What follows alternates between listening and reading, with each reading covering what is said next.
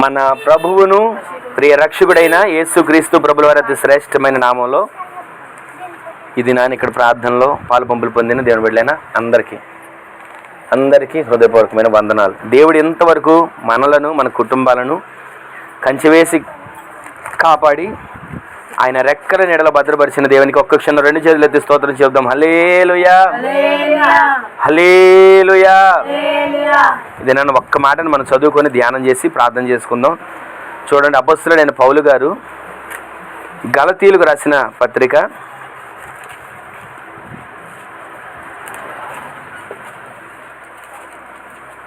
3వ అధ్యాయం 11వ వచనంలో చివరి మాట చూద్దాం. చూడండి, నీతిమంతుడు విశ్వాస మూలముగా జీవించును. అందరిది చూడండి ఆ మాట. గలతీయులకు రాసిన పత్రిక 3వ అధ్యాయం 11వ వచనం.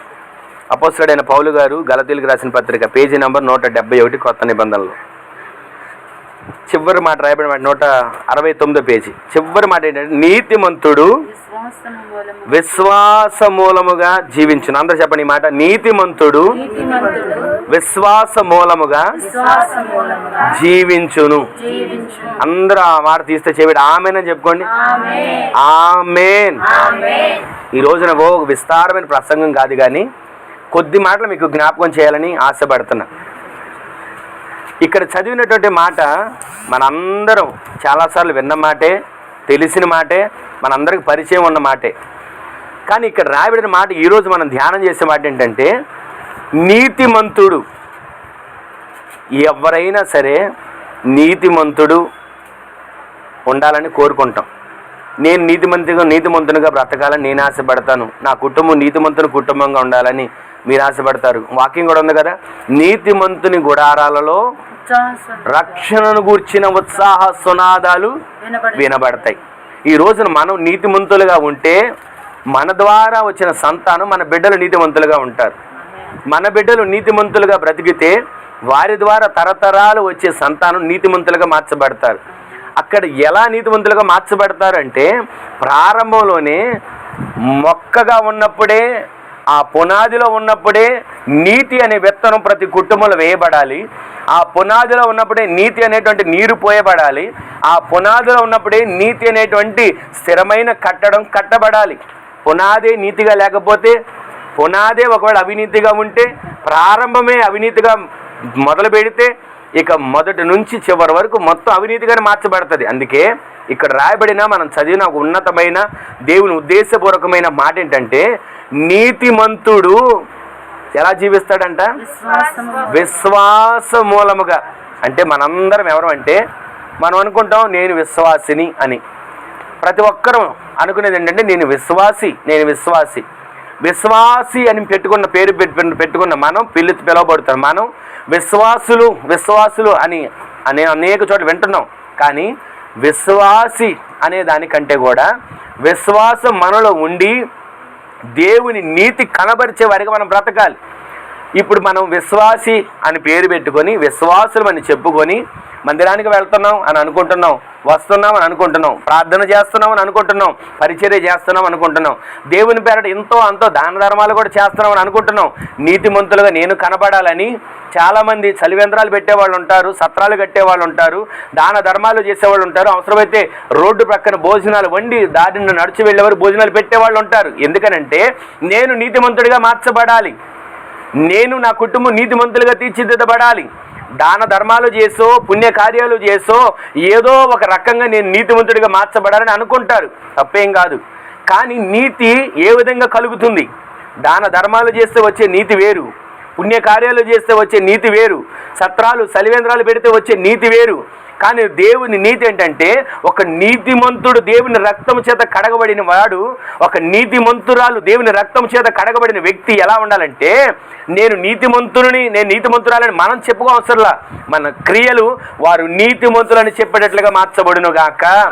మనల్ని చూసినప్పుడు మనం ఒక మెడలో బోర్డు వేసుకొని నేను విశ్వాసినని కానీ, నేను నీతిమంతుడనని కానీ, నేను నీతిమంతురాలని కానీ మనం ఏమి ఏదో కనబడాలని చేయవసరంలా. మనల్ని చూడగానే అనాలి, వీళ్ళు నీతిమంతులని. ఆమె చెప్పండి. మనల్ని చూడగానే వాళ్ళు గ్రహించాలి వీళ్ళు ప్రార్థనా పరులని. ఆమె చెప్పండి. మనల్ని చూసిన వెంటనే మనలో దేవుని రూపం కనపడాలి.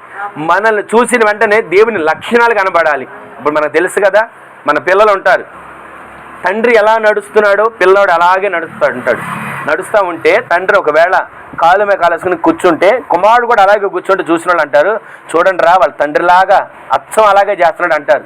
ఈ లోకంలో ఉన్నటువంటి తండ్రి కొడుకులే ఆ విధంగా ఉండాలి, చూసిన వాళ్ళు అలా ఉండాలని అనుకుంటున్నారే, పరలోకపు తండ్రి మనల్ని కొన్నవాడు, రక్తం కార్చినవాడు, వెల ఇచ్చినవాడు, మనల్ని ఆయన సొత్తుగా మార్చుకున్నవాడు, మనము ఆయన పోలికలో మనం కనబడితే నేను ఫలానా తండ్రికి బిడ్డనని మనం చెప్పనవసరంలా, ఫలానా యేసయ్యను నేను ఆరాధించేవాడనని మనం చెప్పనవసరంలా, ఫలానా మందిరంలో నేను ఆరాధన చేసే వ్యక్తిని మనం చెప్పనవసరంలా. మనల్ని చూడగానే అర్థమవుతుంది వీళ్ళు క్రీస్తుని నమ్ముకున్న వాళ్ళని. ఆమె చెప్పండి. మనము మాట్లాడే మాటలో, చేసే పనిలో, ప్రతి దాంట్లో కూడా మనం దేవుని ప్రేమను చూపించి దేవుని మాదిరికి కనపరిచే వారిగా మనము మార్చబడుదుము గాక. ఇక్కడ గలతీ పత్రికలో పౌలు గారు రాసిన మాటలో మనం చదివితే, నీతిమంతుడు విశ్వాస మూలంగా జీవిస్తాడు. ఇంతకు విశ్వాస మూలంగా ఎలా బ్రతుకుతాం? విశ్వాసంతో ఎలా జీవిస్తాం? ఏమండి, విశ్వాసంతో జీవించడం అనేది చదవడానికి బాగానే ఉంటుందండి. విశ్వాసంతో జీవించడం అనేది ఏదో చెప్పుకోవడానికి బాగానే ఉంటుందండి. విశ్వాసంగా జీవించడం అనేది వినడానికి బాగానే ఉంటుందండి. మామూలుగా ప్రాక్టికల్గా మాకు జరగదు అది. విశ్వాసం మీద బ్రతకడం అంటే ఎలా సాధ్యం? విశ్వాసం మీద జీవించడం అంటే ఎలా సాధ్యం? పనికి వెళ్ళకోకుండా ఇంట్లో కూర్చొని దేవుడే మాకు అన్నీ ఇస్తాడు అనుకుని కూర్చొని విశ్వాసం మీద దేవుడు ఇస్తాడా? తెల్లవారి మా పని మీద మేము వెళ్తే కానీ, కష్టపడితే కానీ, ఆ కష్టపడింది నీతిగా సంపాదించి తీసుకొస్తే కానీ మా కుటుంబం గడవదు. నీతిమంతుడు మరి విశ్వాసం మీద ఎలా జీవిస్తాడండి అని అంటే, ప్రతిరోజు కూడా మనము విశ్వాసం మీద జీవించడం, విశ్వాసం మూలంగా బ్రతకడం అంటే ఏ పని చేయకోకుండా, ఒకవేళ ఎవరి దగ్గరికి మనం వెళ్ళకుండా, ఏది మనం చేయకోకుండా దేవుడే ఇస్తాడు, దేవుడే చేసుకుంటాడు, దేవుడే చూసుకుంటాడని విడిచిపెట్టేవారిగా కాదు. దేవుడు మనకిచ్చిన పని ఏది? దేవుడు మనకిచ్చినటువంటి ఆయన కృపేది? ఏ పని మనకిచ్చాడు? ప్రార్థన చేసే పని ఇచ్చాడు. ఒకవేళ అనేకులకు సువార్తని చెప్పే పని ఇచ్చాడు. లేదా ఒక పని, కూలి పని కావచ్చు, ఉద్యోగం కావచ్చు, కష్టపడడానికి ఆయన ఏదైతే మనకి ఇచ్చాడో దానిలో మనం నీతిమంతులుగా మనం బ్రతకగలిగితే, విశ్వాసం మీద ఆయన ఇచ్చిన 100 రూపాయలే అనుకోండి, కష్టపడింది 100, ఆ 100తోనే నమ్మకంగా విశ్వాసంగా మనం ఉంటే 100లో నుంచి దేవుడు ఉన్నతమైన స్థితిలో దేవుడు మనం నడిపించును గాక. మనం కష్టపడినది 100 రూపాయలే. ఆ 100నే తెచ్చిన తర్వాత దేవుని సందులో ఒక చిన్న ప్రార్థన చేసుకుని, అయ్యా ఇదిగో ఈ పూట నాకు ఇచ్చిన ఈ కష్టాజీతం మీరు, దీనిని బట్టి నేను స్తుతిస్తున్నానయ్యా, నా కుటుంబం పోషించబడాలి, నా బిడ్డలు పోషించబడాలి అని చెప్పి మొదట దేవునికి అప్పగించుకొని మనం ప్రార్థన చేసుకుని మొదలు పెడితే, నీతిమంతునిగా మనం దేవునికి అప్పగించుకుంటే, విశ్వాస మూలంగా మనం జీవించడం ఎలాగో చెప్పనా, ఆ 100లో నుంచే దేవుడు అభివృద్ధిని మనకు దయచేస్తాడు. ఆమె చెప్పండి. ఇచ్చింది 100, మనకు తెలుసు 100 రూపాయలకి ఏది రాదని. ఇచ్చింది 100, ఆ 100లో నుంచి మనకి సరుకులన్నీ రావు. కానీ విశ్వాస మూలంగా మనం జీవించడం ఏంటో తెలుసా? అక్కడ ఉన్నది 5 రొట్టెలే, 2 చేపలే. కానీ విశ్వాసం ఏంటో తెలుసా? ఇది అనేకులకు ఆహారంగా మార్చబడాలి. ఆమె చెప్పండి. అలాగే మనకిచ్చిన కొద్ది దాంట్లో మొదట దేవుని సందులో మనం అప్పగించుకొని ఇంటికి తెచ్చిన ఆ 100 రూపాయల్లో కృతజ్ఞతాస్తుతులు చెల్లించి, అయ్యా ఇదిగో నీ చేతిలో పెడుతున్నా, నా చేతిలో ఉంటే ఇది 100, నా చేతిలో ఉంటే 100 లాగానే ఉంటుంది, కానీ నీ చేతిలోకి వస్తే అది 100 కాదు, అనేకులకు పంచగలిగిన పరిస్థితిగా మార్చబడుతుంది. అలాంటి ఆశీర్వాదం నా కుటుంబంలో దయచేయ్యా. నీతిమంతుడు విశ్వాస మూలంగా జీవించాలి. ప్రతి ఒక్కరూ మందిరానికి వెళ్తున్న విశ్వాసులం, ప్రార్థన చేస్తున్నాం విశ్వాసులం. విశ్వాసి అనడం కంటే విశ్వాస మూలంగా మనం జీవించే వారిగా మనం సిద్ధపరచుకుందాము గాక. ప్రతి దాని మీద మనం వారి మీద, వీరి మీద, ఎవరో నాకు మేలు చేస్తారు, ఎవరో నాకు ఏదో పని చూపిస్తారు, ఎవరో నాకు ఏదో చేస్తారని వారి మీద, వీరి మీద మనం ఆధారపడేవారిగా కాక, నీతిమంతులుగా మనము దేవుని మీద మాత్రమే ఆధారపడి, ఆయన మనకిచ్చిన చిన్నదే, ఆయన మనకిచ్చింది కొంచెమే, దానిలో మనం నమ్మకస్తులుగా ఉంటే ఒక దిన ఆయన అంటాడు, బడా నమ్మకమైన మంచి దాసుడా, నీవు ఈ కొంచెంలో నమ్మకంగా ఉన్నావు గనక నిన్ను ఇక మీదట ఇలా ఉంచను, అనేకమైన వాటి మీద నిన్ను అధికారిగా ఉంచుతాను. ఆమె చెప్పండి. మన జీవితం ఎప్పుడు ఇలాగే ఉంటుందని అనుకోకండి. ఎప్పుడు కష్టాల పైనమే, ఎప్పుడు ముళ్ళబాటే, ఎప్పుడు ఇబ్బందులే, ఎప్పుడు ఇరుకులే, ఎప్పుడు ఆర్థిక పరిస్థితులు అనుకోకండి. ప్రతి దినము కూడా ఒక చక్రం తిరుగుతూ ఉన్నప్పుడు ఆ చక్రంలో ఒక పక్క కష్టం, నష్టం, బాధలు, ఇరుకులు, ఇబ్బందులు రాసి ఉన్నాయి. రెండో పక్క ఏముందంటే అన్ని మేలులు, ఆశీర్వాదాలు, కృప, సంతోషం ఇవన్నీ ఉన్నాయి. చక్రం మనకి కష్టం అనేది వచ్చినప్పుడు తిరుగుతున్నప్పుడు అన్నీ అలాగే కనబడతాయి. కానీ వీటిని చూసి మనం భయపడకూడదు. అలా అని చెప్పి చక్రం తిరిగిన తర్వాత అన్ని సంతోషాలే, కృపలే, ఆనందాలే, అన్ని ఉన్నతమైన స్థితిలే, వాటిని చూసి అతిశయపడకూడదు.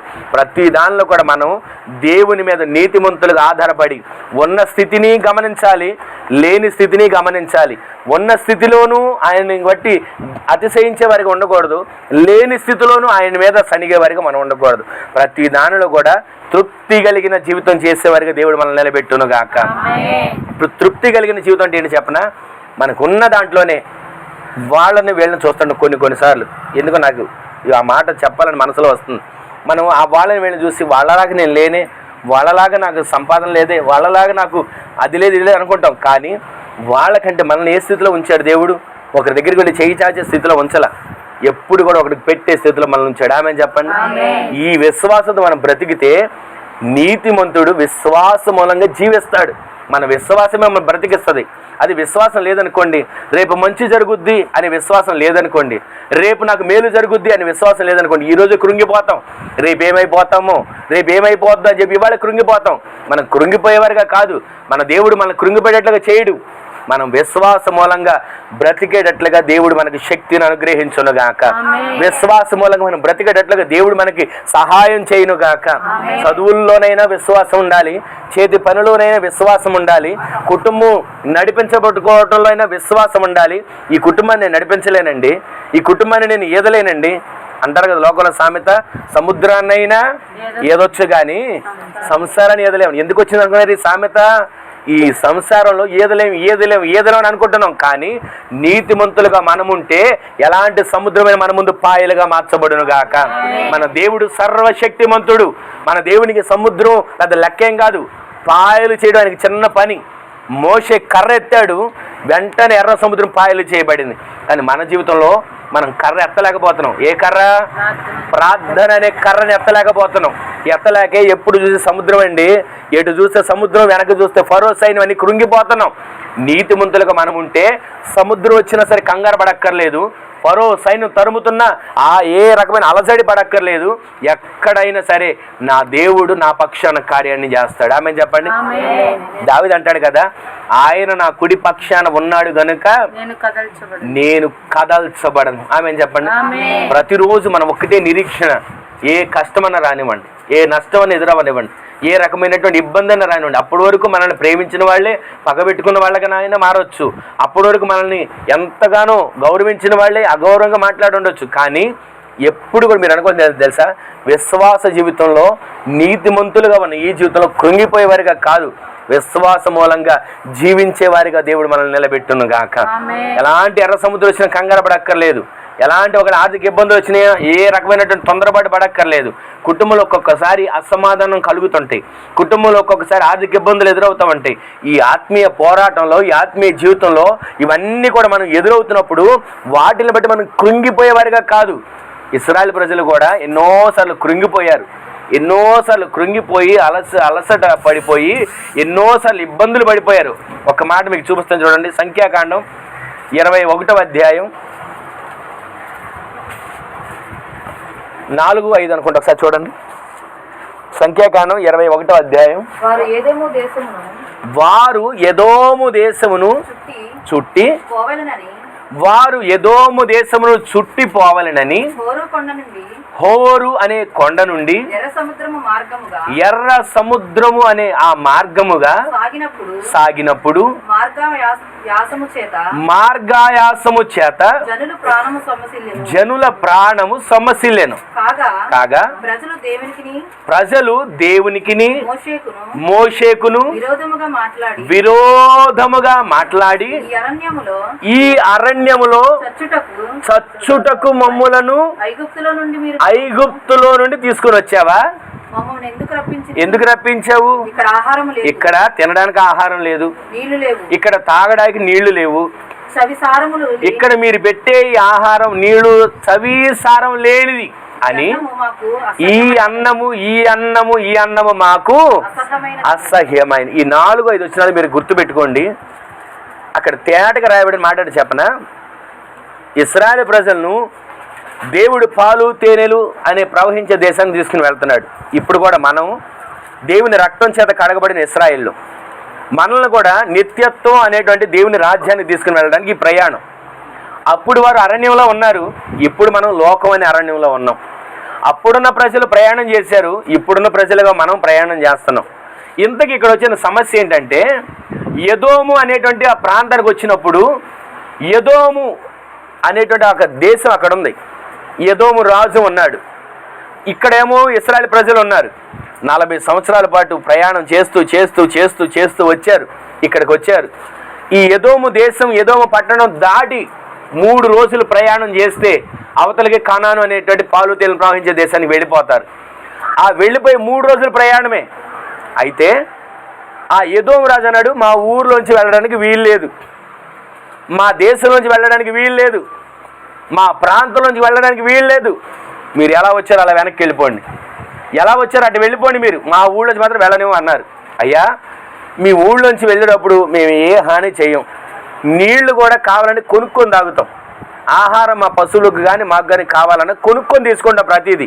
మీరు ఏది నష్టమయ్యాము, మీ పొలాల్లో పడి మేము ఏది మీ వ్యర్థంగా మేము తీసుకోవాలంటే ఇవన్నీ మాకు కుదరదు, మీరు మాత్రం మా ఊళ్ళోకి రావడానికి వీల్లేదని చెప్పేశారు. చెప్తే అప్పుడు దేవుని దగ్గర మొర్రపెట్టారు, అయ్యా ఇప్పటివరకు ఎన్నో ప్రాంతాలు జయించుకుంటూ వచ్చాం, ఇప్పటివరకు ఏ ప్రాంతంలో ఏ రాజు మమ్మల్ని ఊళ్ళోంచి వెళ్ళవద్దన్నా వాళ్ళ అంతు చూసి రాజ్యాన్ని జయించి ఆ రాజులను పతనం చేసి వెళ్ళాం, ఇక్కడ కూడా అలాగే చేయమంటావా అని దేవుని దగ్గర మొర్రపెడితే దేవుడు అంటాడు, ఎదోము దేశం ఏంటో తెలుసా, ఏశావునకు నేను ఇచ్చిన స్వాస్థ్యం. యాకోబు ఒక్కడే దీవించబడ్డాడు అనుకోకండి, ఏశావును కూడా నేను ఆశీర్వదించా. ఏశావును కూడా ఒక ఎదోము అనేటువంటి ప్రాంతాన్ని నేను ఇచ్చా స్వాస్థ్యముగా. ఆ ఎదోము ప్రాంతంలో ఏశావుకి ఇచ్చినటువంటి ఆ ప్రాంతంలో ఆయనకి ఇష్టమైతేనే మీరు వెళ్ళండి, కష్టమైతే మీరు వెనక్కి వచ్చేయండి అని అన్నాడు. ఇంతకు ఎందుకు అన్నాడో తెలుసా దేవుడు, వాళ్లకు ఒక మార్గంలో కొన్ని అంతకుముందు జరిగినటువంటి పరిస్థితుల్లో నుంచి వాళ్ళకి అపజయలేదని ఆ పరిస్థితుల నుంచి జయం మరలా వాళ్ళకి కలుగు చేయాలని దేవుడి ఆలోచన. అయితే వీళ్ళు ఏమనుకున్నారంటే 3 రోజులు వెళ్తే వెళ్ళిపోతాం కదయ్యా, ఎదోము రాజు మీదకి పోట్లాడమంటావా, ఎదోము రాజుని హతం చేయమంటావా, ఎదోము రాజుని నామరూపం లేకుండా చేసి మమ్మల్ని దాటి వెళ్ళమంటావా అంటే మీరు ఏం పెట్టొద్దు, మీరు వెనక్కి వచ్చాను అని దేవుడు చెప్పాడు. అప్పుడు ఇక్కడ మార్గంలోకి వెళ్తూ ఎక్కడంట హోరు కొండ దగ్గర వాళ్ళు ఆ మార్గంలోకి వెళ్తూ వెళ్తూ వెళ్తూ మార్గ ఆయాసము చేత సొమ్మసిల్లిపోయారంట. ఈరోజు మనం కూడా దేవుడు చూపించే మార్గాల్లో కొన్నిసార్లు కష్టంగా ఉంటాయి, దేవుడు చెప్పే మార్గాలు కొన్నిసార్లు ఆయాసంగా ఉంటాయి. దేవుని మార్గాలు ఎలా ఉంటాయి అంటే అది ఆయన ఉద్దేశం. మన ఉద్దేశాలు ఎలా ఉంటాయి అంటే ఈ ఊరు దాటితే చాలండి కనాను కనబడుతుంది, ఎదోము దాటితే చాలండి కణాల్లో అడుగు పెడతాం. 3 రోజుల ప్రయాణమే కదా, దేవునికి మా మీద మనసు లేదా, దేవునికి మా మీద జాలి లేదా, ఇన్ని సంవత్సరాలు ప్రయాణం చేసుకుంటూ వచ్చామే, అసలు మా మీద కనికరం లేదా, 3 రోజులే కదా ఎదోము రాజుతో మాట్లాడొచ్చుగా, ఆ ఊరు దాటి వెళ్ళిపోయి కణాలు అడుగు పెడతాం, కణాన్ని కనబడుతుంది వెళ్ళలేకపోతున్నాం, కణాన్ని కనబడుతుంది అడుగు పెట్టలేకపోతున్నాం, కణాన్ని కనబడుతుంది జయించలేకపోతున్నాం అని కంగారు పడిపోయి దేవుని మీద తిరుగుబాటు చేసే ప్రజలుగా ఉండి మార్గ ఆయాసం చేత మరలా వెనక్కి వెళ్ళారు. ఎర్ర సముద్ర మార్గంగా పడి హోరు కొండ నుంచి ఆ మార్గంగా వెళ్తున్నప్పుడు జనులు మార్గ ఆయాసము చేత సొమ్మసిల్లిపోయినట్లుగా లేఖనాల్లో కనబడతా ఉంది.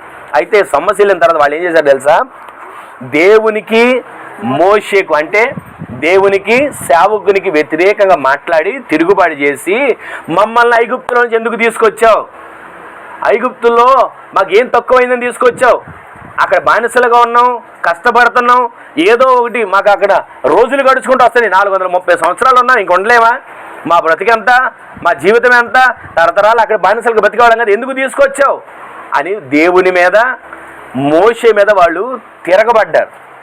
దేవుని మీద మోషే మీద తిరగబడి సనిగి అంటున్నారు, ఇక్కడ మాకు ఆహారం లేదు, ఇక్కడ మాకు నీళ్లు లేవు, ఇంకొక మాట అన్నారు చవిసారం లేని అన్నం మాకు అసహ్యమైంది.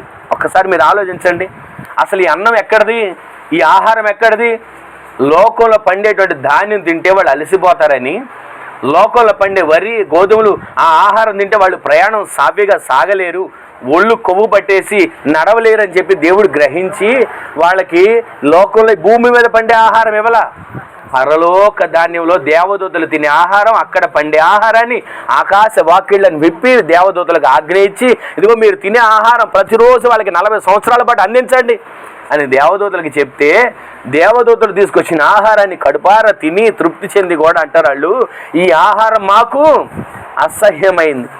ఈ రోజున దేవుని ఉగ్రత, దేవుని కోపం నీతిమంతులుగా ఉన్నటువంటి వారి మీద కూడా ఎందుకు వస్తుంది? నీతిమంతుడు విశ్వాస మూలంగానే బ్రతకాలి, నీతిమంతుడు విశ్వాస మూలంగానే జీవించాలి, నీతిమంతుడు విశ్వాస మూలంగానే ఆత్మీయ ప్రయాణాన్ని ముందుకు కొనసాగించాలి. మనము నీతిమంతులమే అయితే, దేవుని బిడ్డలమే అయితే, దేవుని ప్రజలమే అయితే, దేవుడు మనకి ఏది ఆలోచన ఇస్తాడో, దేవుడు మనకి ఏ పని ఇస్తాడో, దేవుడు మనకి ఏ కుటుంబం ఇచ్చాడో, దేవుడు మనకి ఏ బిడ్డలు ఇచ్చాడో వారిని ఆత్మీయంగా పెంచుకుంటూ, అభివృద్ధి పదంలో నడిపించుకుంటూ, ఉన్న దానిలోనే తృప్తి పడుతూ మన జీవితాన్ని కొనసాగించుకునేటట్లుగా దేవుడు మనకి సహాయం చేయునుగాక. అలాగాకుండా దేవుని తిరగబడ్డారు, మోషే మీద తిరగబడ్డారు. తర్వాత జరిగిన చరిత్ర నేను చెప్పలే కానీ మీకు ఒక మాట చెప్పి ముగించేస్తాను. తర్వాత జరిగిన చరిత్ర ఏంటంటే, వాళ్ళు తిరగబడడం వలన అక్కడ తాపకరమైన సర్పాలు వచ్చి అక్కడ ఒక్కొక్కరిని కాటు వేయడం మొదలుపెట్టాయి. ఈ రోజున మన జీవితంలో కరువు అనే తాపకరమైన సర్పం వస్తుంది, మన కుటుంబాల్లోకి నిందలు అనే తాపకరమైన సర్పాలు వస్తున్నాయి, మన ఆత్మీయ జీవితంలోకి ప్రార్థన కోల్పోయే తాపకరమైన సర్పాలు వస్తున్నాయి, మన ఆత్మీయ జీవితంలో దేవుని సందులో మరింతగా అభిషేకం కోల్పోతున్నటువంటి తాపకరమైన సర్పాలు వస్తున్నాయి. దేనికంటే ప్రతిసారి కొన్నిసార్లు తెలియకో మనం మాట్లాడిన మాటలు, చేసినటువంటి అపరాధాల వలన తాపకరమైన సర్పాలు కుటుంబంలోకి వచ్చి నెమ్మది లేకుండా చేసి గలిబిలి సృష్టించి భార్య భర్తలు కుటుంబాలు వాడి ఇష్టం వచ్చినట్లుగా చెలరేగి కుటుంబాలు మొదట ఏం చేస్తారు తెలుసా? ప్రార్థన లేకుండా చేయలేని వారి ప్రయత్నాలు చేస్తాడు. ఈ రోజున ప్రతి కుటుంబంలో ప్రార్థనే మనకు ఒక పునాదిగా మార్చబడాలి. ఆమె చెప్పండి. అందుకే మూలవాక్యం మనం చదివాం, నీతిమంతుడు విశ్వాస మూలముగా జీవిస్తాడు, సరే బ్రతుకుతాడు. ఆ విశ్వాస మూలంగా బ్రతకడం, జీవించడం అంటే మన ప్రార్థన అనే పునాది మీద మన ఇంటిని కట్టుకుందాము గాక. ఒక మాట మీకు జ్ఞాపకం చేయనా, నీతిమంతులు అనేటువంటి దాంట్లో మనం గమనిస్తే అబ్రహాము నీతిమంతుడని, అబ్రహాము దేవుని నమ్మెను, అది అతనికి నీతిగా ఎంచబడింది. ఈ రోజున అబ్రహాము నీతిమంతుడే, అబ్రహాము నీతిమంతుడు, ఆయన జనములకు తండ్రిగా మార్చబడ్డాడు. ఈ రోజున మన కుటుంబంలో మనము నీతిమంతులుగా ఉండి అనేకులను నడిపించగలిగిన సాధనాలుగా మనల్ని దేవుడు సిద్ధపరచునుగాక. అబ్రహాము నీతిమంతుడే అని అనిపించుకోవడానికి ముందు కష్టాలు ఏమి రాలేదంటారా? నీతిమంతుడు అని అనిపించుకోవడానికి ముందు ఏ బాధలు పడలేదంటారా? నీతిమంతుడు అని అనిపించుకోవడానికి ముందు జనములకు తండ్రి, విశ్వాసులకు తండ్రి అని చెప్పడానికి ముందు ఏ శ్రమ, ఏ కష్టం, ఏ బాధ రాలేదంటారా?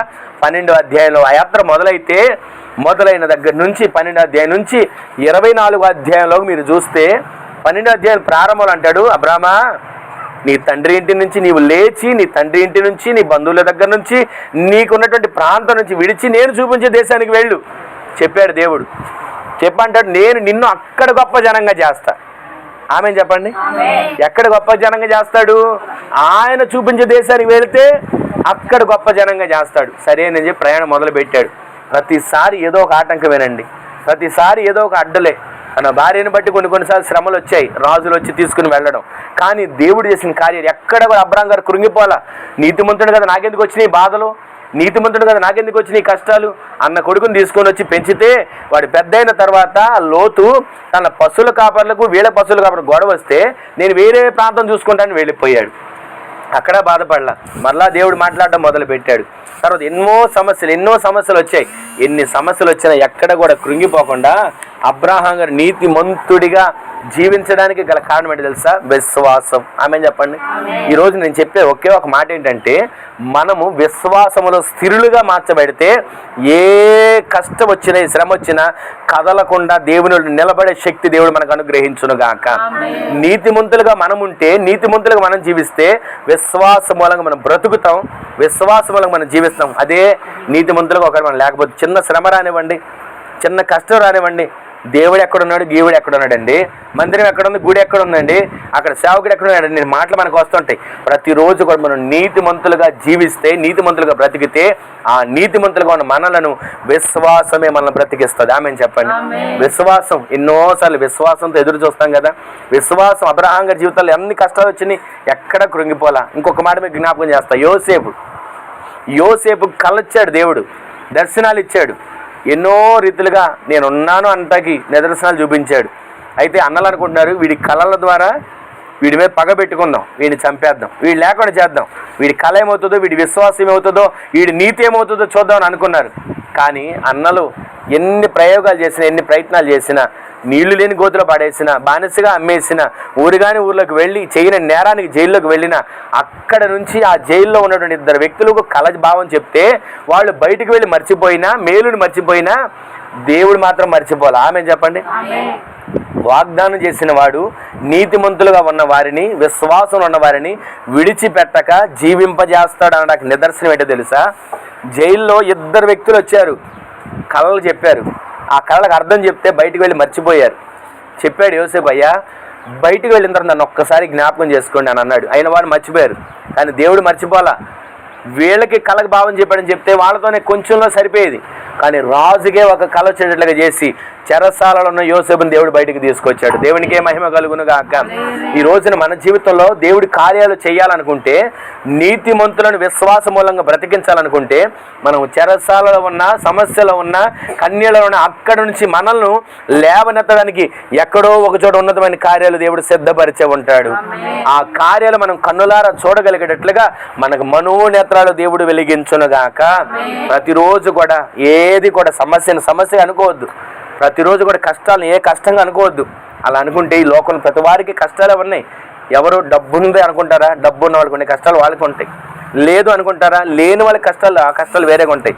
ప్రతి ఒక్కరికి చిన్న బిడ్డలు మొదలుకొని వృద్ధాప్యంలో రేపో మాపో చనిపోతారు అనే వాళ్ళ వరకు కూడా ఏదో ఒక కష్టాలు, ఏదో ఒక సమస్యలు వెంటాడుతూనే ఉన్నాయి. కానీ నీతిమంతులుగా మనం ఈ కష్టాలన్నిటిని అధిగమించి విశ్వాస మూలంగా జీవించే వారిగా దేవుడు నిలబెట్టును గాక. 3 వ్యక్తులు ఉన్నారు. భయంకరమైన పరిస్థితి వచ్చింది. ప్రతిమని నిలబెట్టి ఇక వీళ్ళని ఎలాగైనా సరే ఆ ప్రతిమని ఎవరు మొక్కరో వాళ్ళని తీసుకుని వెళ్ళి ఎక్కడ పడేయాలి? అగ్నిగుండంలో పడేయాలి. ఆ అగ్నిగుండంలో పడేయడానికి వీళ్ళు నిలబడి మేము ఏ సమాధానం చెప్పమయ్యా, నువ్వేం చేస్తావు చేసుకోనంటే అగ్నిగుండాన్ని 7 అంతలు పెంచారు. వేయడానికి వెళ్ళిన వాళ్ళు దాంట్లో కాలిపోయారు. కానీ దాంట్లో పడేసినట్టు ఆ 3 వ్యక్తులు దానికి ఉందన్న మాట ఏంటి తెలుసా? మేము సేవించుచున్న దేవుడు మండుచున్న అగ్నిగుండములోని, వేడిమి కలిగిన అగ్నిగుండములో నుండి మమ్మలను తప్పించి రక్షించుటకు ఆయన సమర్థుడు. ఆమెను చెప్పండి. విశ్వాసులుగా మనం ఉంటే, నీతిమంతులుగా మనం ఉంటే ఏ అగ్ని మనల్ని ఏం చేయలేదు. ఈ లోకపు అగ్ని కానీ, లోకపు శ్రమలు కానీ, లోకపు పోరాటాలు కానీ ఏది మనల్ని ఏం చేయలేవు. విశ్వాస మూలంగా, విశ్వాసంతో అడుగులు వేశారు అగ్ని అయినా పర్వాలేదని, విశ్వాసంతో అడుగులు వేశారు కాలిపోయినా పర్వాలేదని, దేవుని కోసం చనిపోయినా పర్వాలేదని విశ్వాసంతో అడుగులు వేశారు. ఆ అగ్ని కూడా దేవుడు ఐస్ కేంద్రంగా మార్చాడు. దేవునికే మహిమ కలుగును గాక. ఈ రోజున మనం వింటున్న ఈ మాటలన్నీ కూడా చదవడానికో, చూడడానికో, వినడానికి మాత్రమే కాదు, మన జీవితాల్లో అటువంటి పరిస్థితులు ఎన్ని ఎదురవుతున్నాయి. ఎదురైనప్పుడు ఎన్నిసార్లు దేవుని కోసం నిలబడగలుగుతున్నాం? దేవుని కోసం ఎన్నిసార్లు మనము నేనున్నానయ్యా అని దేవుని కొరకు నిలబడగలిగిన వారికి మార్చబడుతున్నాం. దేవుడు మాట్లాడుతున్నాడు, నీతిమంతుడు విశ్వాస మూలంగా జీవిస్తాడు. ఈ రోజున మనం విశ్వాసంతో జీవించేవారిగా, విశ్వాసంతో బ్రతికేవారిగా, విశ్వాసంతో బ్రతకడం అంటే అన్నీ వదిలేసుకొని దేవుని కోసమే ఉన్నాను అనడం కాదు. ప్రతి దానిలో దేవుడు మనకిచ్చిన దానిలో కష్టాన్ని, మనకిచ్చిన దాంట్లో శ్రమను, మనకిచ్చిన దాంట్లో జీవనోపాధిని, మనకిచ్చిన దాంట్లో మన బిడ్డలను, మనకిచ్చిన దాంట్లో మన కుటుంబాన్ని, మనకిచ్చిన దాంట్లో మన ఇంటిని, సమస్తాన్ని కూడా మనము ఒక క్రమముగా దేవునిలో నమ్మకస్తులుగా, నీతిమంతులుగా, విశ్వాస మూలంగా బ్రతికే వారిగా కాపాడుకునే కృప దేవుడు అనుగ్రహించునుగాక. అదే గ్రంథంలో, దానియేలు గ్రంథంలో మనం చదివిన ఇప్పుడు విన్న మాటల్లో దానియేలును కూడా దేవుడు పరీక్షించాడో, అపవాది శోధించాడో. కానీ సింహాల బోనులో వేయడానికి దానియేలుని వేస్తే ఆ రాజు ఏమన్నాడు తెలుసా? ఆ దానియేలుని సింహాసనం వేసినటువంటి ఆ బోను దగ్గరికి వచ్చి ఒక మాట అంటాడు, నీవు సేవించుచున్న దేవుడు, దానియేలు నీవు సేవించుచున్న దేవుడు నిన్ను రక్షించానా అని అంటాడు. ఆ రాజుకు ఉంది విశ్వాసం, దానియేలుకు ఉంది విశ్వాసం, సింహపు బోన్లో వేసినా పర్వాలేదని. కానీ ఏ నేరమైతే మోపారో వాళ్ళని వెయ్యక మునిపే, మన చరిత్ర చదువుతుంటే నాకు అర్థమైంది, ఇంకా నాకు బాగా దేవుడు ఆలోచింపజేయించాడు. ఆ వాళ్ళంటే వేయక ముందే ఎముకలతో సహా పొడి చేసేసినాయి అంట. ఇప్పుడు దేవుని బిడ్డల్ని సింహాల బోన్లో వేశారు, అసలు ముట్టుకోకుండా చక్కగా. నేను అనుకున్నది ఏంటంటే, నిర్దోషిగా ఉన్నవారు, విశ్వాసులు అంటే ఎవరో తెలుసా? నిర్దోషి. విశ్వాసి అంటే ఎవరో తెలుసా? దేవుని కొరకు విజయాలు చూసేవాడు, విశ్వాసి అంటే ఎవరో తెలుసా? దేవుని కొరకు ఎంతటి దానినైనా నేనున్నానయ్యా అని నిలబడగలిగిన వాడు. ఆ నిర్దోషి ఉన్నటువంటి దానియేలు సింహపు బోనులో పడేస్తే ఆ సింహాలు ఏమి చేయలేకపోయినా చక్కగా ఆయనకి చలి తగలకోకుండా వాటికి ఉన్నటువంటి ఆ శరీరంతో ఆయనకు అడ్డుగా ఉండి వెచ్చదనాన్ని ఇచ్చి ఉంటాయి. మరలా ఎప్పుడైతే దానియేలు బయటకు వచ్చాడో, నిందలు మోపిన వాళ్ళు, దానియేలుని చంపాలనుకున్న వాళ్ళు, అసలు దానియేలు చేసిన కష్టం ఏంటి, దానియేలు చేసిన తప్పు ఏంటంటే 3 సార్లు యెరూషలేము వైపు చేతులెత్తి ప్రార్థన చేసేవాడు. ప్రార్థన చేయడం తప్పు అన్నారు, మందిరానికి వెళ్ళడం తప్పు అంటున్నారు, దేవుని సందులో ఇదిగో ఇలా ఉండకూడదు ఆత్మీయంగా అంటున్నారు. కానీ దేవుని సందులో ఎలాంటి చట్టాలు వచ్చినా, ఎలాంటి వ్యతిరేకత వచ్చినా మనం ఆయనని ఆరాధించే వారిగానే మార్చబడదుము గాక. ఎలాంటి సింహాలు లాంటి సమస్యలైనా, ఎలాంటి అగ్నిగుండం లాంటి పరిస్థితులైనా, ఎటువంటి శత్రువు లాంటి అడ్డుగా వచ్చేటువంటి పరిస్థితులైనా మనల్ని ఎక్కడ కూడా నిలవకుండా అడ్డుపడకుండా సాగిపోయే కృప దేవుడు మనకు అనుగ్రహించును గాక. మూలవాక్యం మరొకసారి చదవండి. 3వ అధ్యాయం 11వ వచనం, గలతీయులకు రాసిన పత్రిక. నీతిమంతుడు విశ్వాస మూలముగా జీవించును. దానికి ముందు పైన ఒక మాట చదవండి ఒకసారి. ధర్మశాస్త్రము చేత ఎవడును దేవుని ఎదుట నీతిమంతుడని తీర్చబడడు గాని. ఇక్కడ మీరు ఆలోచించండి ఒకసారి. ధర్మశాస్త్ర మూలముగా ఎవడు నీతిమంతుడని తీర్చబడ్డ సంగతి స్పష్టమే. అయితే ఏలయనగా నీతిమంతుడు విశ్వాస మూలంగా జీవిస్తాడు. ఒకప్పుడు ధర్మశాస్త్రం ఉండేది, ధర్మశాస్త్రం నీతి వేరేగా ఉండేది. క్రొత్త నిబంధన తర్వాత యేసుక్రీస్తు ప్రభువు రక్తం మన కొరకు చిందించబడిన తర్వాత మనకు క్రొత్త నిబంధన నీతి వేరేగా ఉంది. అయితే ఒకప్పుడు ధర్మశాస్త్రం ప్రకారంగా వాళ్ళ నీతి ఎలా ఉండేదంటే, పాపం చేశారా, తప్పు చేశారా, సరే ఇదిగోటి రండి, గొర్రెపిల్లను వధించండి, రక్తాన్ని ప్రోక్షింపజేయండి, ఇంత వెల చెల్లించండి మీ పాపం పోతుంది, ఇంత వెల చెల్లించండి మీరు చేసిన దోషం పోతుంది, ఇంత వెల చెల్లించండి మీరు చేసిన తప్పులు పరిహరించబడతాయి అనేవారు. కానీ ఈ క్రొత్త నిబంధనలో యేసుక్రీస్తు ప్రభుల వారు వచ్చిన తర్వాత మనకి అర్థమైన నీతి ఏంటంటే, ఒకరి పాపం పోవాలంటే గొర్రెల రక్తం కానీ, ఎడ్ల రక్తం కానీ, పశువుల రక్తం కానీ, పక్షుల రక్తం కానీ పాప పరిహారార్థం జరగదు. క్రీస్తు మన కొరకు పాపం లేనివాడిగా, పాపరహితుడిగా, పాపం అంటే ఎరుగని వాడిగా, ఏ రకమైన రక్తంలో కల్మషం లేనివాడిగా ఉన్నటువంటి ఆయన రక్తం చిందించబడితే ఆ రక్తము ద్వారా మన పాపాలకు విడుదల, నీతిమంతులుగా మనం మార్చబడతాం, విశ్వాసంగా మనం జీవించగలుగుతాం అని మన కోసం ఆయన 2024 సంవత్సరాల క్రితం ఈ భూమి మీదకి వచ్చి 30 సంవత్సరాలు సాధారణ జీవితం చేసి 3.5 సంవత్సరాలు సేవా పరిచర్య చేసి ఆయన మన కొరకు ప్రాణత్యాగం చేసినటువంటి క్రీస్తు ప్రభుల వారు. ఆయన కార్చిన రక్తం ద్వారా ఇప్పుడు మనము నీటి ద్వారా పాపాలన్నిటి నుంచి సమాధి చేయబడి మరలా తిరిగి లేచి పవిత్రులుగా, పరిశుద్ధులుగా, దేవుని కొరకు నిరపరాధులుగా జీవించడానికి దేవుడు కృప చూపించాడు. ఆయన రక్తం ద్వారా కడగబడిన మనము ఇప్పుడు నీతిమంతులుగా, విశ్వాస మూలంగా జీవించే వారిగా దేవుడు మనల్ని నిలబెట్టును గాక. ఒకప్పుడు నీతిమంతులుగా ధర్మశాస్త్రపు నీతి వేరే, దాని ద్వారా నీతిమంతులుగా తీర్చబడలేదు. కానీ క్రీస్తు రక్తము ద్వారా కడగబడిన వారు మాత్రమే నీతిమంతులుగా తీర్చబడ్డారు, నిర్దోషమైనటువంటి వారిగా తీర్చబడ్డారు. నిష్కలంకులుగా ఆయన రక్తం ద్వారా కడగబడిన వారు ఒక దినాన రెప్పపాటున మేఘాల మీద ఆయనతో కూడా ఎత్తబడి గుంపులో సిద్ధపడగలిగిన వారిగా మార్చబడాలంటే నీతిమంతులుగా మనం జీవించి విశ్వాస మూలంగా మనం బ్రతికే వారిగా మార్చబడుదుము గాక. విశ్వాస మూలంగానే మనం బ్రతకాలి, విశ్వాస మూలంగా మనం జీవించాలి, విశ్వాసంతోనే మనం ఆత్మీయాత్రను కొనసాగించాలి. ఆ విధంగా మనం కొనసాగిస్తే ఈ ప్రయాణం, ఎదురవుతున్న కష్టాలు, నష్టాలు ఇవన్నీ ఎందుకంటే రేపు ఎవడు చూడొచ్చాడు అని అనుకుంటారు. కానీ వీటన్నిటి ద్వారా జయము మనం పొందుకొని ఇక్కడ సుఖాలు అనుభవించకపోవచ్చు, ఇక్కడ ఒకవేళ మనం ఏ రకమైనటువంటి సంతోషాలు పొందుకోలేకపోవచ్చు, ఇక్కడ ఒకవేళ మనకి రాతి నేల, సిమెంట్ నేల అయి ఉండొచ్చు. కానీ ఒక దినాన బంగారపు నేలగా, బంగారపు వీధులలో నడిచే ధన్యత దేవుడు మనకు అనుగ్రహించును గాక. ఉన్నతమైన స్థితి మన కోసం దేవుడు కట్టిన కట్టడాలు, మన కోసం దేవుడు నిర్ణయించిన ఆ ప్రతి నిర్ణయాలన్నిటిని కూడా మనం సొంతం చేసుకునేటట్లుగా దేవుడు మనకి సహాయం చేయను గాక. అందుకే నీతిమంతుడు విశ్వాస మూలంగా జీవించాలి. దానికి మనం పునాది ప్రార్థన. మన ఇంట్లో ప్రతిరోజు ప్రార్థన ద్వారా నీతిమంతుల కుటుంబంగా, నీతిమంతుల గుడారంగా, నీతిమంతుల నివాసం ఉండే స్థలంగా మన ఇండ్లను దేవుడు సిద్ధపరిచి స్థిరపరచునుగాక. ఒక దినాన ఆయన కడబోర శబ్దం మోగగానే రెప్పపాటున ఎత్తగలిగేటువంటి గుంపులో మనం ప్రతిదినం సిద్ధపడగలిగిన వారిగా సరిచేయబడుదుము గాక.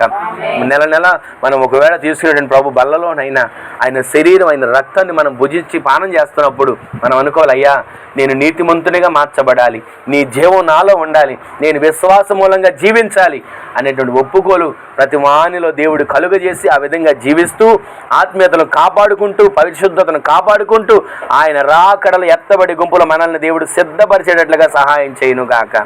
ఈ రోజునైనా ఈ మాట విన్న తర్వాత అయినా మన జీవితాల్లో నీతిమంతునిగా, విశ్వాస మూలంగా జీవించే వారికి నేను మార్చబడతానయ్యా. నీతిమంతుడిగా, నీతిమంతురాలుగా నా కుటుంబంలో విశ్వాసం మూలంగా మేము జీవించే వారికి మార్చబడతామయ్యా. మా బిడ్డలు నీతిమంతులుగా, విశ్వాసం మూలంగా జీవించాలి. మా ఆత్మీయ జీవితం నీతిమంతులుగా మేము విశ్వాసం మీద బ్రతకాలి. ఏది ఉన్నా, ఏది లేకపోయినా, ఏది కష్టమైన, ఏది నష్టమైన, ఏది సుఖమైన, ఏది లాభమైనా నీ కొరకు మాత్రమే మేము జీవించే వారిగా మార్చబడతామయ్యా అంటూ ఒక క్షణం ఒక చిన్న ప్రార్థన చేసుకుందాం. అందరూ కూడా మోకరించిన ఒక చిన్న ప్రార్థన చేసుకుందాం. అందరూ కూడా మోకరించిన ఒక చిన్న ప్రార్థన చేసుకొని అసలు మనం ప్రార్థన చేసుకుందాం. ఎవరికి వారి ప్రార్థన చేసుకోండి. నీతిమంతుడు విశ్వాస మూలంగా జీవిస్తాడు. ఆ నీతిమంతులుగా మార్చబడాలంటే ఒకే ఒక్క మార్గం, అది ప్రార్థన. ప్రార్థన పరిస్థితులు మార్చగలిగింది. ప్రార్థన ఈ లోకం మీద ఉన్న మనలను, ఈ భూమి మీద ఉన్న మనలను పరిశుద్ధులుగా తీర్చి పరలోకానికి తీసుకుని వెళ్ళగలిగింది. అట్టి ప్రార్థన అనుభవం, అట్టి ప్రార్థన జీవితంలో మనము నడిపించబడాలని ఒక్క క్షణం ఒక చిన్న ప్రార్థన చేసుకోండి. నీతిమంతుడు విశ్వాస మూలంగా జీవిస్తాడు. నీతిమంతుడు విశ్వాస మూలంగా జీవిస్తాడు. ఆ విశ్వాసంతో మనం అడుగులు వేయగలిగేటట్లుగా, ఆ విశ్వాసంతో దేవుని సందులో అడుగులు వేయగలిగి ముందుకు నడిపించబడేటట్లుగా ఒక చిన్న ప్రార్థన ఎవరికి వారే చేసుకోండి. అయ్యా, ఈ దినాన మీరు మాట్లాడిన మాట ద్వారా మేము విశ్వాస మూలంగా జీవించాలి ప్రభువా. మా కుటుంబం నీతిమంతుల కుటుంబంగా మార్చబడాలి ప్రభువా. మా గుడారం నీతిమంతుల గుడారంగా మార్చబడాలి ప్రభువా. మా బిడ్డలు నీతిమంతులుగా తీర్చిదిద్దబడాలి ప్రభువా. మా ఆత్మీయ జీవితం నీతిమంతులుగా మార్చబడాలి ప్రభువా. మేము అనేకులు ఎదుట మేము కనబడినప్పుడు మేము నాయన నిన్ను పోలిన ప్రేమను చూపించగలిగిన నీతిమంతులుగా మార్చబడగలగాలి ప్రభువా. మా చేతి పనులో కానీ, మా ఉద్యోగంలో కానీ, మా వ్యాపారంలో కానీ, మా కష్టార్జితంలో కానీ ప్రతి దానిలో మేము నీతిమంతులుగా తీర్చిదిద్దబడగలిగేటట్లుగా మమ్మల్ని బ్రతికించి నడిపించండి ప్రభువా. మూలవాక్యంగా మీరు మాట్లాడిన మాట, నీతిమంతుడు విశ్వాస మూలంగా జీవిస్తాడని, అలా మేము జీవించడానికి సహాయం చేయండి ప్రభు అంటూ ఒక చిన్న ప్రార్థన ఎవరికి వారే చేసుకోండి. ప్రార్థన మీకు చేయబడదు. చిన్న ప్రార్థన చేసుకోండి ఎవరికి వారి ప్రార్థన. స్తోత్రం స్తోత్రం స్తోత్రం స్తోత్రం స్తోత్రం. మహిమ కలిగిన తండ్రి, మీకు వందనాలు, స్తుతి, స్తోత్రాలు చెల్లిస్తున్నాం నాయన. తండ్రి, మధ్యాహ్న కాల సమయంలో మీ సావుకుని నిలబెట్టుకుని నాతో మాట్లాడిన ప్రతి మాటను బట్టి మీ సన్నిధిలో మేము కృతజ్ఞతాస్తుతులు చెల్లిస్తున్నాం నాయన. నీతిమంతుల విశ్వాసం మూలముగా జీవిస్తారని మీరు సెలవిచ్చారు ప్రభా. స్తోత్రం. ఎలా జీవించాలో మీరు మాతో తెల్లగా మాట్లాడిన ప్రతి మాటను బట్టి వందనాలు చెల్లిస్తున్నాం తండ్రి. నాయనా, మా పిల్లలు ఇశ్రాయేలీయుల్ని తండ్రి ఎన్నో మార్లు తండ్రి స్తోత్ర ఐగుప్తు బానిసత్వం నుండి వారికి విడుదలిచ్చి నాయనా, వారికి ఆహారాన్ని ఇచ్చి నీళ్ళిచ్చి నాయనా, అయ్యా దేవదూతలకి ఆహారమైనటువంటి ఆహారాన్ని వారికి ఇచ్చినప్పటికీ నాయనా, వారి కృతజ్ఞత లేని వారిగా సనిగినప్పటికీ నాయనా, వారిని మీరు తండ్రి క్షమించిన దేవుడు నాయనా. నాయనా, మా జీవిత మనుగడలో నాయనా మేమేమైనా మాలో మీకు ఆయాసకరమైన ఏవైనా ఉంటే వాటన్నిటిని తీసివేసి మమ్మల్ని మీరు క్షమించమని వేడుకొంచున్నామయ్యా. మమ్మల్ని, మా బిడ్డల్ని, మా కలిగిన సమస్తాన్ని నీతిమంతుల గుంపులో చేర్చండి ప్రభువా. నీతిమంతులుగా మేము ఎదగాలి ప్రభువా. నీతిగా మేము జీవించగలగాలి ప్రభువా. యోసేపు గారిని నాయన ఏ విధంగా అయితే మీరు నీతిమంతుడిగా నిలబెట్టారో ప్రభు, ఆ విధంగా తండ్రి నాయన శ్రమ వచ్చినా, కష్టం వచ్చినా, వేదన వచ్చినా, బాధలు వచ్చినా అగ్నికొండం లాంటి సమస్యలు మమ్మల్ని ఎంటాడినప్పటికీ నైనా ఆ నీతిని మేము విడిచిపెట్టక తండ్రి స్తోత్రం. ఆ నీతిని మేము గట్టిగా పట్టుకొని నడవగలిగిన శక్తివంతులుగా మీరు మమ్మల్ని నడిపించండి ప్రభా. తండ్రి స్తోత్రం. దానియేలు గారు షడ్రకు మేషకు అబెద్నెగోలనైనా ఏ విధంగా తండ్రి స్తోత్రం ఎన్నో శ్రమలు అగ్నికొండం లాంటి సమస్యలు తండ్రి వారిని వెంటాడినప్పటికీ నైనా వారి నీతిని విడవక తండ్రి స్తోత్రం నైనా మమ్మల్ని మేము సేవిస్తున్న మా దేవుడు మమ్మల్ని రక్షించటానికి సమర్థుడని వారు ఏ విధంగా అయితే చెప్పగలిగారో ప్రభు, అదే కృపతోనైనా మీరు మమ్మల్ని మా బిడ్డల్ని మా కుటుంబాన్ని మా పరిచయాన్ని నడిపేవారు. ఈ లోక సమస్యలు చూసి మేము కృంగిపోయే వారి ఉండకూడదునైనా, ఈ లోక వేదనలు చూసి మేము నలిగిపోయే వారికి ఉండకూడదునైనా. అబ్రహాము గారిని మీరు జ్ఞాపకం చేస్తున్నారు. అబ్రహాము గారు నైనా స్తోత్రం స్తోత్రం నైనా అనేకులకి విశ్వాసులకి తండ్రిగా నిలబెట్టుకున్నారు. నిన్ను చూచి నడిచినప్పుడు నాయన స్తోత్రం అబ్రహాము గారిని జ్ఞాపకం చేసుకున్నట్లుగా నాయనా మమ్మల్ని మీరు జ్ఞాపకం చేసుకోండి. విశ్వాసములు మేము విడిచిపెట్టక విశ్వాసములు మేము స్థిరులుగా బలపరచబడటానికి విశ్వాసములు మేము కదలిని వారిగా ఉండటానికి మీరు కృప చూపించమని వేడుకొంచున్నాం తండ్రి. నిత్యము నాయనా స్తోత్రం నాయనా స్తోత్రం స్తోత్రం. మధ్యన దినము మా బిడ్డలు మా పరిచర్య మా కుటుంబాలు విశ్వాసం ద్వారా మేము జీవించడానికి విశ్వాసంలోనైనా నీతిమంతులుగా మేము బలపరచబడటానికి కృపని చూపించండి.